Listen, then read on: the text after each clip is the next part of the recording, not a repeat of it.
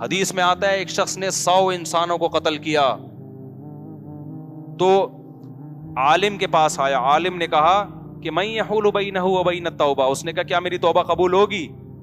عالم نے کہا کیوں نہیں قبول ہوگی. اس نے توبہ کی اور اللہ نے اس کو جنت میں بھیج دیا. میں نے کہا یہ وہ 100 وہ تھے جن کو اس شخص نے بلا وجہ قتل کیا ہے صرف پیسوں کی لالچ میں. جب اس کی توبہ قبول ہو رہی ہے یار, تو تم نے تو اپنے بیٹے کو بندوق سے مارا بھی نہیں ہے. پہلی بات, نہ کسی کو کہا کہ جا کے بیٹے کو مارو, یہ اور کم درجے کا جرم. نہ کوئی ایسا کام کیا کہ بچے کو بندوق لا کے پکڑائی ہو کہ تو اپنے آپ کو مار دے, یہ بھی نہیں کیا. پھر ناجائز بات پہ تانا بھی نہیں دیا, جائز بات پہ تانا نہیں دیا کہ اس نے کوئی جائز کام کیا ہو یا اچھا کام کیا ہو, 4 شادیاں کر کے بیٹھا اور آپ نے تانے دے دے کے مار دیا اس کو, ایسا بھی نہیں کیا. ایسے کام پہ تانا دیا جس پہ تانا بنتا بھی ہے, آپ کو مصیبت میں ڈالا اس نے.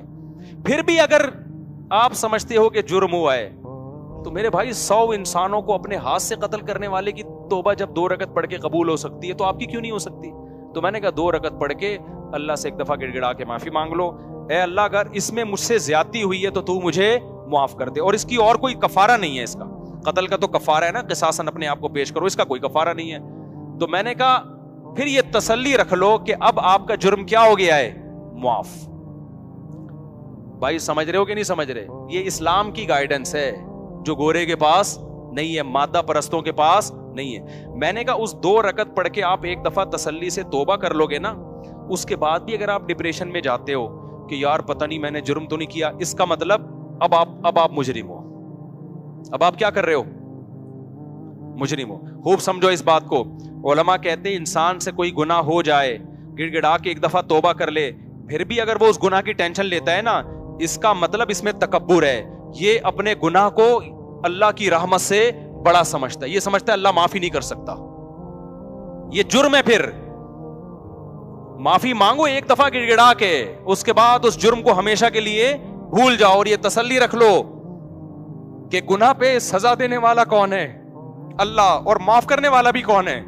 اللہ ہے. پھر بھول جاؤ. پھر اس کو بار بار سوچنا نقصان دہ ہے, تم خدا سے آگے نکل رہے ہو. اس کا مطلب مجھے ایک واقعہ یاد آتا ہے نا موسیٰ علیہ السلام کے دور کا. یہ واقعہ پتہ نہیں مستند ہے یا نہیں ہے, ہمارے ٹیچر نے اسکول میں ہمیں یہ واقعہ بتایا تھا. مجھے نہیں پتا یہ مستند واقعہ ہے یا نہیں ہے, لیکن بعض واقعے اتنے مستند نہیں ہوتے, لیکن اس سے جو سبق ملتا ہے وہ شریعت کے بالکل مطابق ہوتا ہے. یعنی شریعت یہی چاہتی ہے. تو کہتے ہیں کہ موسیٰ علیہ السلام کے دور میں نا ایک عورت سے زنا ہو گیا. اس نے آ کے موسیٰ علیہ السلام سے پوچھا کہ مجھ سے ایک بہت بڑا جرم ہو گیا ہے, آپ اللہ سے پوچھیں کہ اگر میں توبہ کروں تو کیا وہ جرم معاف ہو جائے گا؟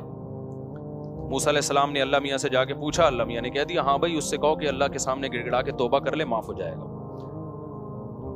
پھر اس عورت نے کہا کہ اصل میں مسئلہ یہ ہے کہ بہت بڑا جرم ہے, ہلکا نہیں ہے. اتنا بڑا جرم سمجھ میں نہیں آ رہا کہ 2 رکعت پڑھ کے گڑ گڑا کے معافی مانگ کے ایک دفعہ میں معاف ہو جائے گا, سمجھ سے کیا ہے؟